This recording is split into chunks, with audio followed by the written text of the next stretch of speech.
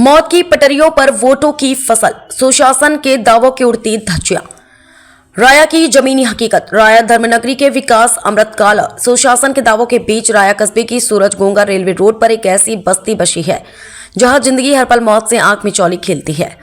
Railway track और मुख्य मार्ग के बीच खसरा संख्या 6 की संकरी पट्टी पर दर्जनों लोहा पीटने वाले परिवार फटे तिरपालों के नीचे वर्षों से गुजर बसर कर रहे हैं। यह सिर्फ गरीबी की कहानी नहीं बल्कि प्रशासनिक लापरवाही, राजनीतिक स्वार्थ और संवैधानिक अधिकारों के खुले उल्लंघन की जमीनी तस्वीर है।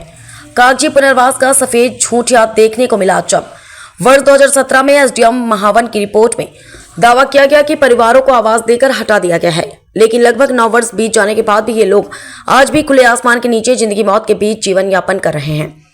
अब सवाल उठता है, कागजों में पुनर्वास किसका हुआ? रेलवे की जिम्मेदारी से पल्ला झाड़ना। पूर्वोत्तर रेलवे का कहना है कि अतिक्रमण रेलवे सीमा से बाहर है, जबकि राजस्व रिकॉर्ड में भूमि रेलवे चौकी दर्ज है। विभागों के इस टकराव में फंसे हैं सिर्फ गरीब परिवार। संवैधानिक अधिकारों का हनन। संविधान का अनुच्छेद 21 गरिमापूर्ण जीवन का अधिकार देता है, लेकिन पटरियों के किनारे बच्चों का खेलना और हर पल ट्रेन दुर्घटना का खतरा इस अधिकार की खुली धज्जियां उड़ाता है। वोट बैंक की गंदी राजनीति बनाम बुनियादी हक। पिछले 1 दशक में राया नगर पंचायत की राजनीति में इन परिवारों का इस्तेमाल वोट बैंक के तौर पर हुआ। चुनाव के समय पहचान, बाकी समय उपेक्षा, यही इनकी किस्मत बना दी गई। पहचान पत्र की राजनीति। वोटर बनाना जरूरी था, इंसान मानना नहीं। सुविधाओं से आज भी वंचित है। लोहार, स्वच्छ पेयजल नहीं, शौचालय नहीं, बिजली कनेक्शन नहीं, रात में महिलाओं बच्चों की सुरक्षा शून्य। स्वच्छ भारत के नारों के बीच यहाँ खुले में शौच और गंदगी रोज की मजबूरी है। बचपन पर मंडराता काल। इन बच्चों के पास खेलने का मैदान नहीं, रेलवे पटरी ही उनका आंगन है। एक चूक, एक तेज रफ्तार ट्रेन और जिंदगी खत्म। अगर कल कोई हादसा होता है तो जिम्मेदार कौन? प्रशासन, रेलवे या वे नेता जिन्होंने इन्हें यहाँ बसाया? मथुरा क्या जिले में इन परिवारों के पुनर्वास के लिए जमीन का छोटा सा टुकड़ा भी नसीब नहीं।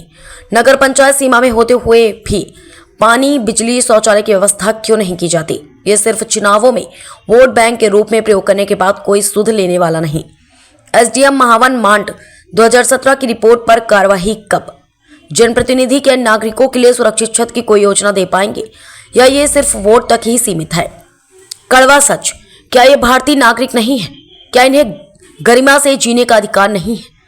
या फिर गरीबी ही इनका सबसे बड़ा अपराध है? जब तक प्रशासन और राजनीति की आंखें नहीं खुलती तब तक राया की ये पटरी सिर्फ लोहे की नहीं बल्कि व्यवस्था की असफलता की भी मौत की पटरी बनी रहेगी।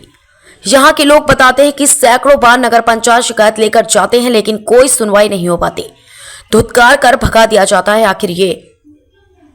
मथुरा से अमित अग्रवाल, समाचार 24।